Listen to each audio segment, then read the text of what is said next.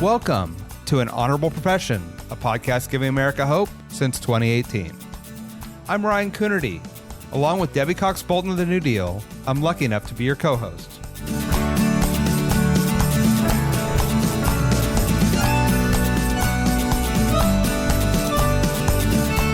An Honorable Profession is a New Deal Leaders podcast.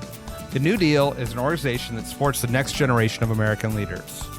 From attorneys generals to state senators to mayors to school board members, these are the people that are pushing policies and politics that will respond to climate change, rebuild our economy, address racial injustice, and restore our democracy. These are incredibly talented people who have dedicated themselves to public service when their country and their communities needed it the most. Check out newdealleaders.org to see what I'm talking about. Today, I talk with Tennessee Representative Caleb Hemmer. He just finished his first session in the legislature, one that garnered international attention for profoundly undemocratic actions. We talked about his efforts to fight for democracy and sensible laws to reduce gun violence. He also shared his path to public service and how he won a 50-50 district. We also spent a lot of time talking about his hometown in Nashville and the challenges and opportunities of managing fast growth in a city where everybody wants to be. Enjoy. Tennessee Representative Caleb Hemmer, welcome to An Honorable Profession. It is wonderful to be speaking with you today. Thank you for having me. Really excited about this.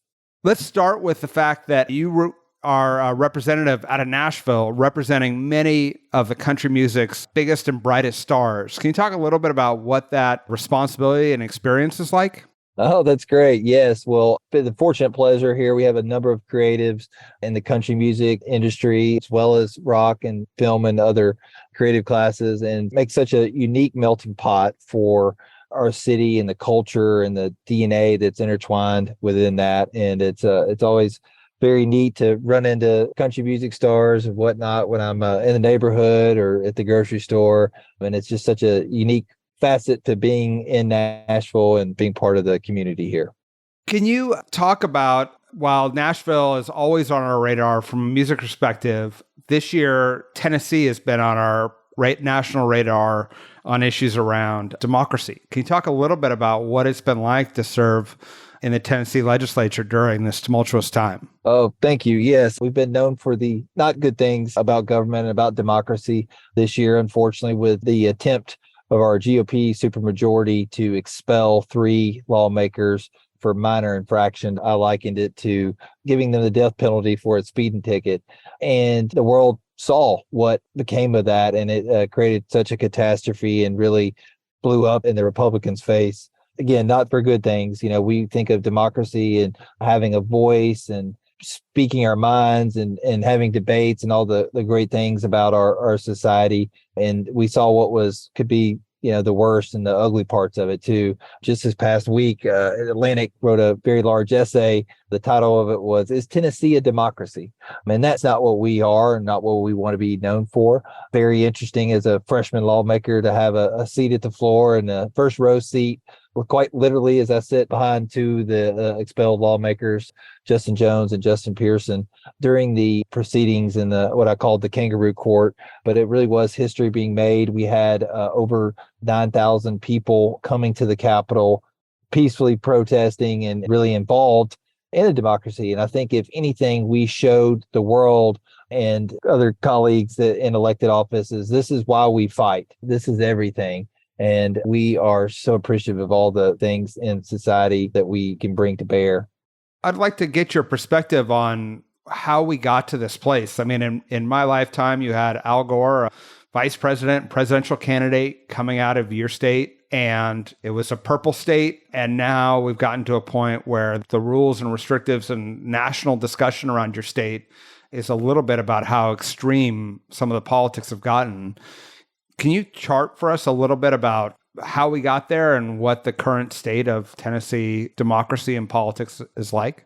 Yeah. I mean, to be the state of Al Gore and Howard Baker and what used to be known as kind of the deal making, gentilism of a lot of middle of the road Republicans has gone awry. And now we're known as the heart of extremism, where you see conservative media like, Daily Wire and et cetera, and the conservative media personalities have now flocked to Tennessee and to Nashville area due to these, extremist policies. And it's really unfortunate because it's not the middle of the road. It's not the way to compromise and what we think of in democracy and how our constituents want us to act. I liken it to, you see everybody running on education and crime and healthcare. And then when we come up here, the first bills that we're doing is targeting the disadvantaged, targeting LGBTQ and in creating these, illegal and quite discriminatory laws that we're now known for and actions that we're known for.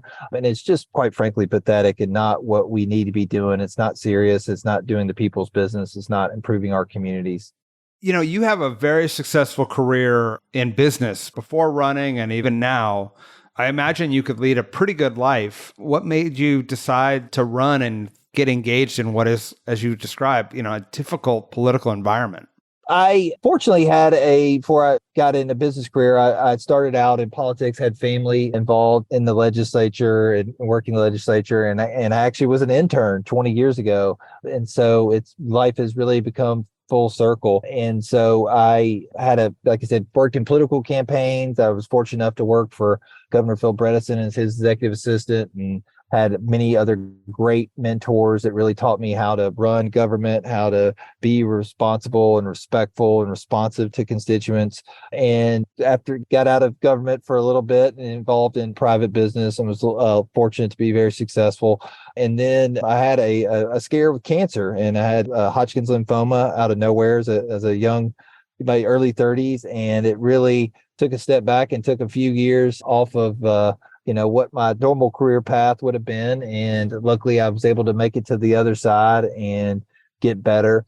And thankfully I've been in remission about a decade now. As part of that, when I recovered, I wanted to get back involved into political life and public service. And so I started out just joining a board here in Nashville as our local fair board, and was able to find success revitalizing that. It's now the home of Nashville SC and the soccer stadium, and we have a park and some new buildings and a new expo center, and it really helped kind of invigorate me and my political passions. And then when redistricting happened last year, it created a new open seat in the Nashville area, and it's actually the most competitive seat in Tennessee, drawn as a 50-50 seat. So I started having a lot of people calling me and trying to get me to run, and so I took that to heart, because I knew what a privilege it is to serve the community, and really felt like this was the best way that I could give back and help others, and had really drawn to that, and I was fortunate enough to get elected. How did that campaign go? I mean, a 50-50 seat in a red state is tough. What was the key to your success? I had worked really, really hard. Early on, I had a former boss of mine tell me that it was kind of my internal motto was, the harder you work, the luckier you'll get. And I took that to heart and thought about that every day. And I just really did just work my tail off. I've spent a lot of time getting out there in the community, getting support, leveraging networks, fundraising, getting endorsements, meeting with people, doing a lot of listening, learned a lot, and then just leveraged, luckily it was area where I'd grown up in. And so just leveraged the relationships I had, and was fortunate I was nice to a lot of people, and a lot of people were nice to me, and just worked my tail off. Knocked on thousands of doors, made thousands of phone calls, and really did start working as soon as they had the lines drawn. I really got to work and was able to clear out primary due to my early strength in relationships, and had two Republicans that ran, and fortunate that the more extreme, out of touch one of the two ran, even though they were both pretty flawed candidates, and just outworked them. It was an interesting campaign strategy that I ran on being normal, and it really did resonate when in a time when you had people that were, my opponent was believer of January 6th, anti-COVID denier, was very, very out of touch, with the middle of the road, business minded suburban district, highly educated, fluent area, and just showed her true colors. And I was able to just go out there and show that I was a serious, normal person that was willing to work and willing to sacrifice my time to give back to the community. And that really resonated, and was fortunate to win by a very comfortable margin, about 1,400 votes. It ended up being about a double the margin that President Biden got in the same district when he ran against 2020. So I was really happy with the outcome. I love that, running on being normal. It's brilliant because it's clearly what people are hungering for. And if you can articulate it that simply, you can see it resonates. Yeah, someone told me a good advice too. They said, people want to know that you're hardworking, that you're smart, but you don't act like you're smarter than them. And I really just, again, kind of just being normal, just did a lot of listening, a lot of just being present. I tried to make an everywhere strategy. I made a big strategy to not only have a heavy field game. I'm a former field coordinator, field advanced guy. So I kind of have that in my DNA from my political background. But, I worked really hard. First things I did was just look at all the major arteries in my district and made sure I found out who the supporters were on those roads and peppered it with large yard signs. And then every very big intersection, I'd go knock on their doors and make sure I put a big yard sign. So just everywhere you look, I had very visible community support, and as well as was, out in the community, backing that up and having people that supported me speak their mind and reach out to their friends and family and their networks as well. I feel like, having been involved in politics for all these years, people think that there's this grand strategy that you have to go through to run for office, when actually it's just doing the basics. It's just knocking down the things that you have to do every day of knocking on doors and raising money and putting up signs. And in most cases, in most elections, that's what makes the difference. Yeah, just hustle, most of it. And I was actually taken back at that too. I mean, luckily I had a policy background and was, I'm very well read. I read probably 4 or 5 publications a day, as well as, social media, et cetera. But that was probably one of the things I was taken back. I was prepared to have these big policy debates and people to, be very interested in my positions. And it wasn't like that mostly. And it's also because, I've got about 70,000 constituents, and you got to, be everywhere at all times. So I didn't have a lot of opportunity to get in those debates and whatnot. But I'll say this, it was more of a popularity contest than it was a political policy debate by and large, like you see with a mayor's race or governor's race or, presidential, et cetera. And so again, just having people know you, like you, have respect and just be available to them if they have a need, then that's very much majority of the battle. Do you think the Democratic Party in Tennessee learned lessons from your race that they could apply to other competitive districts around the state? Yes. And we're hoping to do that. I'm involved with our caucus efforts and recruiting that right now. And so again, having people that are a good fit for your district. I mean, I'm pretty well matched demographically to my district, had, exceptional resume for public office, had a lot of relationships, had ability to fundraise. And so I checked a lot of the traditional boxes, but each district's different. We really do look at the numbers. And, particularly in Tennessee, this cycle, with us having an unfortunate national tragedy in the Covenant School shooting that happened this spring, which was the precursor to the expulsions, it's really taking a lot of the traditional political battle lines off the table. We've had a community that's just, again, had this horrible tragedy with these lives lost in another senseless act of violence and school shooting. And people are still at a fever pitch and wanting change and wanting common sense gun laws and wanting their kids to be safe. And it's really taken them back by seeing at how, complacent and how obtuse that our legislative Republicans have been historically in not addressing these issues, and quite frankly, just dismissing of them and constituents. And so, which led to the powder keg that ended up being the expulsion. And so I say that in that, we're going to have some strange politics this year, but there's, I think there's a large, traditional DR battleground, but you've got a lot of traditionally Republican evangelical voters who are very upset still and want their kids to be safe and willing to vote for that over their party. Wow. Before we continue the conversation, I want to let you in on a tool that's been transforming the way political comms and digital teams of all sizes work. The tool is #Viral, the newsletter, brought to you by our friends at Girl in the Gov. #Viral brings social media content ideas, platform explainers, and best practices through a political application lens to inboxes every Tuesday. This skip the meeting, make it an email method of social media consulting has saved teams time and money, all the while providing easy to apply content concepts across all major platforms. Covering the works from Instagram and TikTok to YouTube and Twitter, #Viral shares pertinent updates on platform features and best practices. Best yet, it's a resource designed by 2 political influencers who know the intersection of politics and social media like the back of their hands. To subscribe, visit www.girlandthegov.com/newsletter. Now, back to our episode. And I want to talk about sensible gun reform in a second, but I think, you have the opportunity to make a case. I imagine there are folks out there listening who are, live in blue dots and red states, and they look at the supermajorities and they're like, why go through all the trouble, knocking on the doors, putting up signs, everything else to then, have my vote marginalized? What's the case that you make for folks to get engaged in those situations and serve? I've worked in the legislature when it was a Democratic majority, and now I'm in a Democratic super minority, and I can attest to both sides. It's much different. You have to be much more willing to compromise. I have to reach across the aisle. I mean, I can do math, and if I want to pass a bill, I need to get some Republican support. And so I think it's all about just, again, going back to relationships, treating people with respect, finding commonality, common ground. So the campaign is one thing, and now I'm in a legislative role, and I got to get my legislative hat on, and I got to work with these people. I was telling some of this earlier today. It's only in a, kind of a legislative political arena that you can act the way you do. If by and large, people acted the way folks do at the legislature or at all, political offices like they do at their work, they would get fired.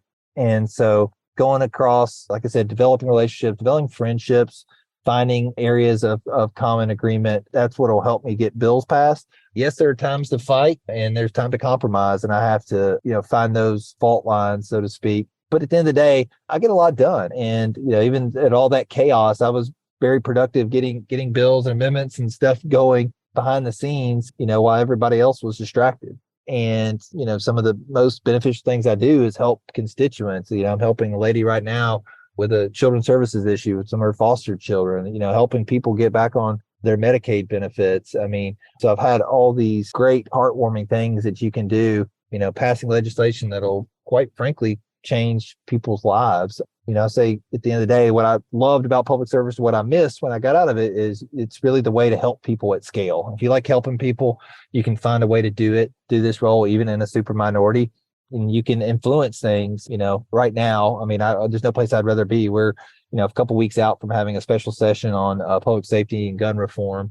And, I'm at the middle of that. And, I have 2 small kids and have a lot of community members that have been affected by that. And I feel a heavy burden to get something done. And I feel, the Lord has placed me in this spot to help get something done. And I don't take that lightly, and it is a heavy burden to bear, and looking forward to, hopefully getting good things done for our community. Yeah. What does getting something done look like either in this session, or if you pick up some legislative victories in a future legislative session around gun safety? Yeah, we're currently working on that. I've been a few meetings about that this week. We're supposed to be having a special session here in 3 weeks to do that. And I think it'll be incremental reform. I mean, we're looking at various things from a mental health, behavioral health, providing more coverage. I call it infrastructure for that. There's a lot of loopholes in our court systems that we found out, technology. So we're working on some items around that. And then specific gun reform. We've been centered around a lot of discussion around extreme risk protection orders. There's even talk of assault weapons bans, more, behavioral health resources in regards to legal items in that area. And then also, lastly, secure storage. And I've been leading the forefront of the efforts to combat, quite frankly, criminals getting guns easily. Tennessee is number 1 in the country, according to the latest FBI stats per capita of guns being stolen in cars. And this happened when our Republican legislature took over they loosened a lot of gun laws, and they passed one called Guns in Trunks, and they didn't put any punishment for you leaving your gun in your car. And so more and more people started leaving guns in their cars, and particularly leaving them unlocked, and then going out to downtown and then leaving the guns in their cars. And so we've had a plethora of firearms being stolen. Memphis, Shelby County is number 1 in the country. Chattanooga, Hamilton County is number 2 in the country. My county, Davidson County, is in the top 15. And so I've been focused on this. It was in a front page New York Times story about our efforts to get this fixed this year. Unfortunately, it was on the same day as our Covenant shooting. It also it was interesting that NRA called me feckless in this same interview the same day that the shooting happened, and then they wouldn't want to do anything to help out in this regard. So I found that pretty interesting as well. But we're not deterred. We know what the problems are. We know we have proposals for solutions, and we know how to fix things to make it better. And that's what we're focused on doing as our Democrat caucus. Well, I hope your legislative colleagues do step up and pass some sensible measures that just make it safer for all of us, but especially for kids. We were all heartbroken by the Covenant shooting, like we have been for all the other school shootings that this country faces. It's just crushing. I want to get your perspective because you've been a successful executive in both healthcare and solar. And I'm curious, what do you see as the big opportunities, especially in red states, for those two industries to provide better services and create opportunities for folks in those economic sectors? Right. Yeah. First, with solar and other green energy technologies, I mean, these are jobs. There's jobs in the manufacturing, construction jobs, and the install and maintenance, and benefits for community landowners.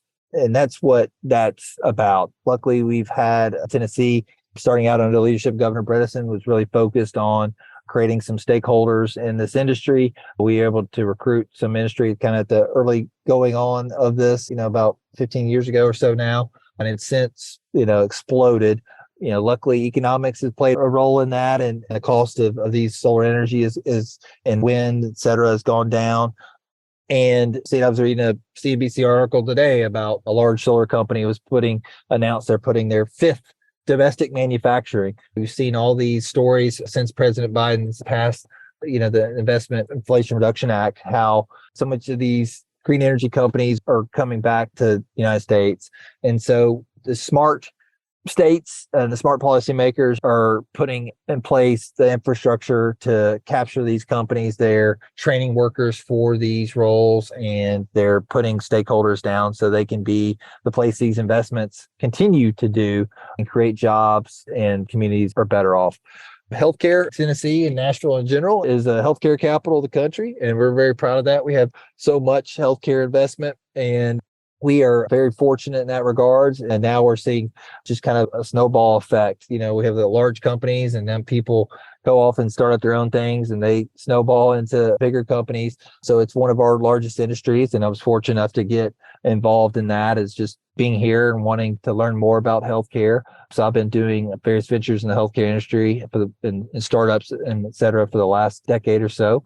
And proud that we have that mantle. We want to continue to grow and invest and be a leader for healthcare for the country. I want to wrap up with some positive news, which is you've been passionate about economic development in Nashville and supporting the soccer team and the private sector investments that you've been talking about. Half the people I talk to in California are thinking about moving to Nashville. Can you talk about what's special that's going on there that's causing the city to get national attention and people really wanting to pick up and move their businesses and lives to your city?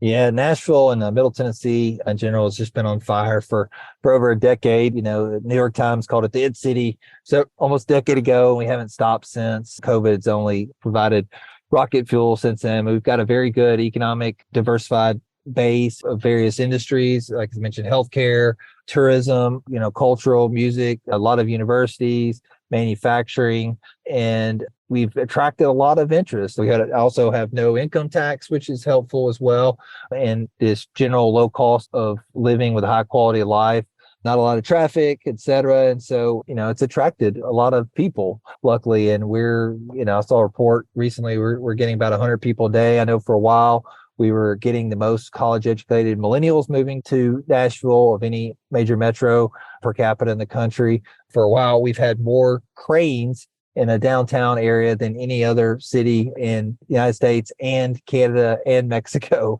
So it's been just absolutely insane amount of growth. And so we're trying to handle that as best we can, like a lot of high growth areas. And I've lived in Nashville all my life, so I've seen it when it's not been so hot. So I'm very appreciative of the position we're in, but we're also trying to manage that smartly with our schools and our infrastructure, strategic planning, et cetera. And so, we want to take a lot of lessons learned from, this past couple of weeks. I've visited both San Francisco and Boston, and it's a tale of two cities right now. And I think I don't take that lightly as a leader and elected official in our city and our state, that you can go the wrong way with some policies, you can go the right way and have, like I said, smart growth and all the things you want to be known for. So we are grateful for that position and want people to come and grow and invest in Nashville and Tennessee, and looking forward to being an open, hospitable community for years to come. Well, we appreciate you telling that story today, and we love having you in the New Deal Network. And I think all of us across the country are wishing you the best of luck in this special session to address gun violence. And thank you for joining us today. Great. Thank you so much. Really enjoyed it, Ryan. An Honorable Profession is a New Deal Leaders podcast. Thanks to the team at New Deal for producing this episode. We encourage you to bring honor to public service, and because we keep things honorable, no tax dollars are used in the making of this podcast.